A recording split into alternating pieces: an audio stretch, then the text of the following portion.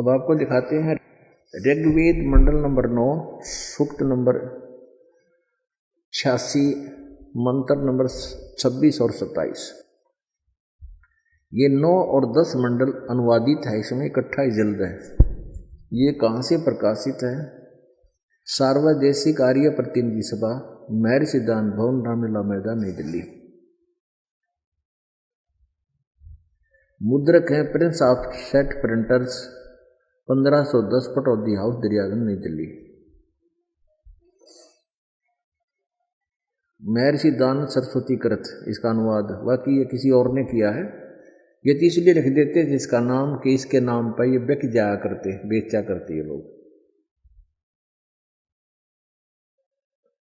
ये जो यहाँ पर इन्होंने अनुवादक गलत लिखा है, क्योंकि महर्षि दानव जी ने एक यजुर्वेद पूरा, ऋग्वेद का केवल मंडल 1 से लेकर 6 तक अनुवाद किया था, फिर इनकी मृत्यु हो गई थी। अब उसके बाद ऋग्वेद के मंडल नंबर 7 से लेकर 9-10 तक किसी और ने अनुवाद किया और उसने बहुत कुछ ठीक किया है। और दयानंद ने तो बैठा बैठा रखा था अनुवाद का भी, एंड बैंड बिरनी के हे मनुष्य हे लोगो, मनुष्य और लोग कहीं दो हो जाते हैं। मतलब अपनी उस अज्ञान सोच को, सत्यार प्रकाश वाली सोच को कि परमात्मा निराकार है और वेद बताते हैं वो साकार है, मनुष्य सदृश्य है और मनुष्य की तरह यहाँ आता है, मनुष्य के समान लीला करता है, एक जीवन ऐसा जीता है, ये वेद बताते हैं। तो इसलिए उसका उद्देश्य अपने उस अज्ञान को ही वेदों में सिद्ध करने के लिए अनुवादों को गलत किया। लेकिन ये कुछ मालिक की दया थी, वो थोड़ा जल्दी मर गया, न तो सारा नाश करके जा अनुवाद का। इब दास कोई अनुवाद करके आपने दिखावे तो आप कति नहीं मानन, आप तो मान लो, लेकिन वो नकली ना मानन दो। न्यों कह रामपाल शिक्षित कोई ना, संस्कृत ना जानता, ये के जाने वेदों के अनुवाद गलत करे हैं, तो आपका भी बात गड़बड़ी में रह जाती। तो परमात्मा ने इन संस्कृत के जानने वालों से ही कुछ सद्बुद्धि दे करेगा जी पुण्यात्मा को यो ठीक सा अनुवाद करवा दिया। और जब आपको ये यकीन हो जाएगा कि ये जो इतना ठीक है, तो जो संत जी गुरु जी बताएंगे वो सारा ही सच्चा पाओगा। क्योंकि ये जो अनुवाद आपको दिखाए तो बहुत बाद में दिखा रहा है दास, पहले वर्बली बताया करता था, 10 वर्ष से लगातार बताता आ रहा था कि परमात्मा, और वो कबीर परमेश्वर ने 600 वर्ष पहले ही बता रखा था। जिनको परमात्मा का साक्षात्कार हुआ, परमात्मा प्राप्ति हुई, उन महापुरुषों ने अपनी अमृतवाणी में यही प्रमाण दिया हुआ था, जो आज इसको वेद प्रमाणित कर रहे हैं। तो इससे हम परमात्मा को पहचान जाएंगे, बस इतना। और भगवान को पहचाने पाछे उसमें रुचि होगी। एक लाल होता है, एक मेरे ख्याल में 250 ग्राम का एक कंचा सा होता है वो, और जब उसको किसी अनजान व्यक्ति ने कहा कि 2 करोड़ रुपया का, कोई ना छुआ, उसने पटक एक लो है। और जब ये विश्वास हो जाएगा सचमुच 2 का कोई तो 10 करोड़ का है, तो पट भीतर लीजिए में डालेंगे उसने तुरंत इसमें, कि देखो और देख ले। तो ये दास आपको ये पहचान कराना चाहता है कि कबीर इज गॉड, और ये वो परमात्मा जो बनारस में आपने कि एक दुल्हा सा दिखा था, ये मालिक थे, पूर्ण परमात्मा थे। इसकी महिमा वेदों में लिखी हुई है कि वो परमात्मा ऐसे आता है, ऐसे लीला करता है। यहाँ देखिए वो सह शरीर आते हैं। ये ऋग्वेद मंडल नंबर आपको दिखा रहे हैं, ये भी दिखा, ये कहाँ से प्रकाशित है? सार्वदेशिक आर्य प्रतिनिधि सभा, महर्षि सिद्धांत भवन, महर्षि सिद्धांत भवन, रामलीला मैदान, नई दिल्ली 2 से। ये इनके फैक्स और फ़ोन नंबर हैं। यहाँ इन्होंने गलत लिखा है कि इसका भाषा भाषी, आर्य भाषा भाषी, यानी अनुवाद महर्षि सिद्धांत सरस्वती नहीं किया इन दोनों का, ये किसी और ने किया है। फिर भी देखो, इसके मुद्रक हैं Prince of set printers, 1510 Pataudi house, Daryaganj, नई दिल्ली। ये इनके फ़ोन फैक्स नंबर है। इसमें हम आपको ले चलते हैं ऋग्वेद मंडल नंबर 9 सूक्त नंबर 86 में।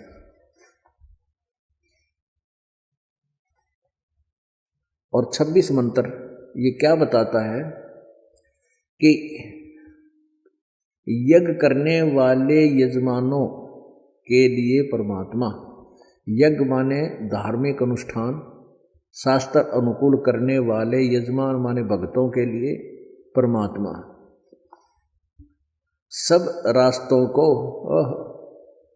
सुगम करता हुआ उनके विघ्नों का मर्दन करता है, उनके संकटों का नाश कर देता है और उनको पवित्र करता हुआ और अपने रूप को,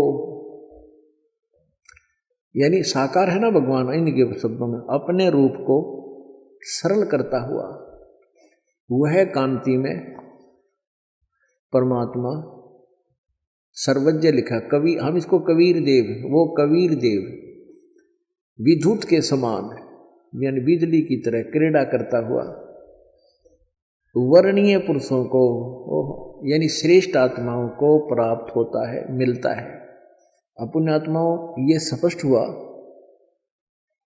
कि वो परमात्मा जो सत साधना करते हैं उनके सब उनके रास्तों को सुगम करता है, उनकी बाधाओं को टालता है और उन पर आने वाले संकटों का निवारण करता है। वो परमात्मा कबीर देव है। वो कबीर देव, जैसे कवि, अब कबीर देव, हम इसको कबीर देव माने परमेश्वर और हम कबीर जैसे संस्कृत में क्यों कबीर है, कबीर देव है। जैसे ऋग्वेद मंडल नंबर 9 और सूक्त नंबर 20 का मंत्र नंबर 1 में कबीर देव लिखा है, ये देखिएगा।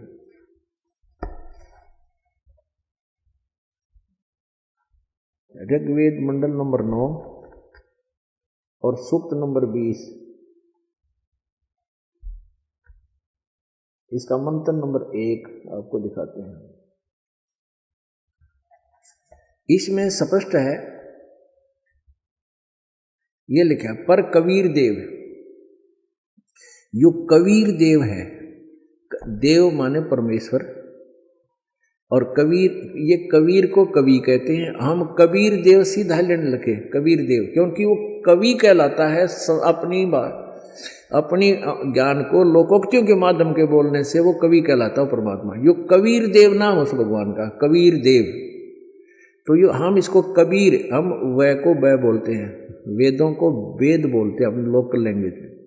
तो कबीर देव, हम इसको कबीर साहब कहने लगे। साहब को चाहे देव को हो, भगवान को हो, गॉड को हो, तो हम इसको कबीर देव, यानी ये चाहे संस्कृत के ज्ञाता इसको कवि बना दें तो कवि, वो कवि, तो कवि हम फिर भी कहना पड़ेगा, वो तो लोकोक्तियों के माध्यम से कवि रूप में प्रकट होता है जो भगवान, जो यहाँ कविताओं के माध्यम से, अपनी लोकोक्तियों के माध्यम से उस यथार्थ ज्ञान को जो प्रचार करता है, वो परमात्मा, उसका नाम ही कबीर साहब है। हम उसको कबीर साहब बोलते हैं। तो संस्कृत में वेद उसको कबीर देव कहते हैं कि वो कवि साहब, ये कवि साहब मान लें। जो ज़्यादा एंडमेंट करते हैं संस्कृत में, व्याकरण ऐसे है, व्याकरण नहीं जानता, व्याकरण क्या कर लेगी इसमें। अब तुम कवि कह, हम कवि साहब, हम कबीर साहब कहें, तुम कवि साहब कह दो। वो जो परमात्मा लोकोक्तियों के माध्यम से आकर के ज्ञान देता है, कविताओं के माध्यम से एक प्रसिद्ध कवि की उपाधि भी पाता है, वो पूर्ण परमात्मा है। वो बनारस में आया था, हम वो कहते हैं वो ही है वो कवि देव। तो जिसने तुम कवि को हो, हम उसने कबीर साहब कहा, इतनी सी बात है। अब ऋग्वेद मंडल नंबर 9 देखिएगा, ऋग्वेद मंडल नंबर 9 सूक्त नंबर 86 का मंत्र नंबर 26 आपने पढ़ लिया। 86 का मंत्र 26 पढ़ लिया कि यज्ञ, ये देखो यहाँ भी कबीर अत्यो, यहाँ भी कबीर लिखा है, ये कबीर देव है, कबीर अत्यो। हम इसको कबीर देव कहने लगे, कबीर साहब है। इन्होंने इसका अर्थ यहाँ लिख लिया, संधि छेद कबीर कर दिया, कवि ही। हम इसको कबीर देव लिख दिया यहाँ पर, वो कवि साहब है, कबीर साहब, नथिंग एल्स। यज्ञ करने वाले यज्ञ करने वाले यानी धार्मिक अनुष्ठान करने वाले यजमान माने भक्तों के लिए परमात्मा सब रास्तों को सुगम करता हुआ, यानी उनके सब दुखों का उनके रास्ते खोल देता है भक्ति के, उनके विघ्नों को यानी संकटों को मर्दन करता है, सत्साधना करते हैं उनकी, और उनको पवित्र करता हुआ, और अपने रूप को, परमात्मा साकार है, अपने रूप को, क्योंकि सतलोक में उसका रूप बहुत तेजों में है, एक रोमकूप में करोड़ सूर्य करोड़ चंद्रमा मिला दी, इतना तेज है उनका, लेकिन उसको हल्का तेज पुंज का बनाकर, तेज पुंज अलग से रूप बनाकर, हल्का रूप बनाकर अपने रूप को सरल करता हुआ, यानी हल्का तेज पुंज का रूप बनाकर वह कांति में परमात्मा, वो कबीर देव, कबीर यो कवि लिखे ना, हम इसको कबीर देव कहें, वो कबीर देव विद्युत के समान क्रीड़ा करता हुआ वर्णीय माने श्रेष्ठ पुरुषों को, अच्छी आत्माओं को प्राप्त होता है। अब यहाँ थोड़ा सा और कंसेप्ट क्लियर करते हैं इन्हीं के द्वारा। जैसे कहीं पर यजुर्वेद की महिमा गाई जा रही हो, लिखी हुई हो, तो वहां केवल यजु भी लिखा हो, यजुहु, तो वो भी यजुर्वेद ही समझा जाता है। जैसे इसमें यजुर्वेद है, ये यजुर्वेद है, ये ऊपर लग रहा है, इसको यहाँ दो अपसर्ग लगा के अलग अलग कर सकते हैं, यजुर्वेद, यजुहु कहते हैं इसको। लेकिन इसका भी ये देखिएगा, यजुर्वेद ये महर्षि दानव सरस्वती ने अनुवाद किया है कंप्लीट, पूरे 40 अध्याय, 40 के 40 अध्याय का। ये कहाँ से प्रकाशित है? वही सार्वदेशिक आर्य प्रतिनिधि सभा 2/5 महर्षि दानंद भवन, रामलीला मैदान, नई दिल्ली, ये दूरभाष है। ये दुर्वेद आर्य भाषा भाष्य महर्षि दानंद सरस्वती कृत। मुद्रक है Prince offset printers, 1510 Pataudi house, Daryaganj, नई दिल्ली से। इसके 36 नंबर अध्याय में ये कंसेप्ट क्लियर होता है जो दास करना चाहता है। ये है षट्त्रीसा अध्याय आरंभ, ये 36वां अध्याय, 36 है यानी 36, 36 माने 36। इसका प्रथम मंत्र है, इसमें रचन वाचन पर पधे मनो यजु, ये यजु शब्द है। इसका अनुवाद करते समय स्वामी जी ने खुद ही यहाँ पर कंप्लीट किया, यहाँ केवल यजु लिखा है, ये देखना, यहाँ पर अनुवाद करते समय ये केवल यजु शब्द है, यजु मूल संस्कृत में, तो इन्होंने यजुर्वेद लिख दिया। ये बिल्कुल ठीक है, क्योंकि अगर ये नो नहीं लिखेंगे तो इस यजु का अर्थ क्या करेंगे? ये समझाना पड़ेगा कि यहाँ केवल यजुर जो लिखा है ये यजुर्वेद की तरफ संकेत है, ये यजुर्वेद के विषय में जानकारी है। तो यजुर्वेद, अब जैसे आपने ये ऋग्वेद मंडल नंबर 9, ये देखिएगा, ऋग्वेद मंडल नंबर 9 सूक्त नंबर 86, यहाँ देखना, और इसका ये 26 नंबर मंत्र आपने देखा, इसमें लिखा है कि निर्जनम हरियत है कबीर अति। इस कबीर का इन्होंने ऐसे लिख दिया, यो कवि बना दिया, कवि ही, हम इसको कबीर देव लिख दें, यहाँ पर कबीर देव, वह ही लिखें और कबीर देव लिखना। जैसा कि आपने यहाँ देखा ऋग्वेद मंडल नंबर 9 सूक्त नंबर 20 के मंत्र नंबर 1 में ये लिख रहा है क्या? कबीर देव।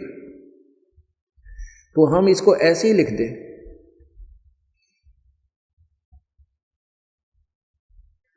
ये कबीर देव है। हम इसको यहां भी इन्होंने इसको कवि को 2 भागों बांट दिया, ये कवि मेधावी कर दिया, वह परमात्मा कवि का अर्थ कर दिया मेधावी है, कोई बात है, कवि का अर्थ मेधावी हुआ अगर वो परमात्मा कबीर देव है, यो कबीर देव, ये लिखना चाहिए था, वह कबीर देव है। इसमें तो स्पष्ट लिखा है, अगर केवल कवि शब्द भी है जैसे इसमें है ऋग्वेद मंडल नंबर 9 सूक्त 86 के मंत्र 26 में, वह कबीर अतो, तो इन्होंने इसको अकेला सिंगल कबीर कर दिया और अत्यो यो नारा कर दिया, अतो। तो यहां हम लिखते हैं वह कबीर देव है। अब देखना, यज्ञ करने वाले यानी धार्मिक अनुष्ठान करने वाले भक्तों के लिए, यजमानों माने भक्तों के लिए परमात्मा सब रास्तों को सुगम करता हुआ उनके विघ्नों को मर्दन करता है, सारे संकट निवारण कर देता है, न खत्म कर देता है, और उनको पवित्र करता हुआ और अपने रूप को सरल करता हुआ वह कांति में परमात्मा कबीर देव, हम यहाँ लिखते हैं कबीर देव, जैसे यजुर्वेद लिखा यजु के स्थान, या यजु था उन्हें यजुर्वेद लिखना पड़ा, ऐसे ही कबीर देव विद्युत के समान क्रीड़ा करता हुआ वर्णीय पुरुषों को, श्रेष्ठ आत्माओं को, अच्छी आत्माओं को प्राप्त होता है, मिलता है। कहाँ रहता है वो? 27 में लिखा है, गणना नहीं यहीं से पढ़े, जो परमात्मा ध्रुवलोक के ये प्रकाश पुंज परमात्मा यानी तेज पुंज का भगवान है वो, तेज पुंज कहो चाहे प्रकाश पुंज कहो, जो परमात्मा ध्रुवलोक के तीसरे पृष्ठ पर विराजमान है, जो वहाँ रहता है तीसरे पृष्ठ पर, वहाँ से चल कर आकर मिलता है, प्रकाश रूप है।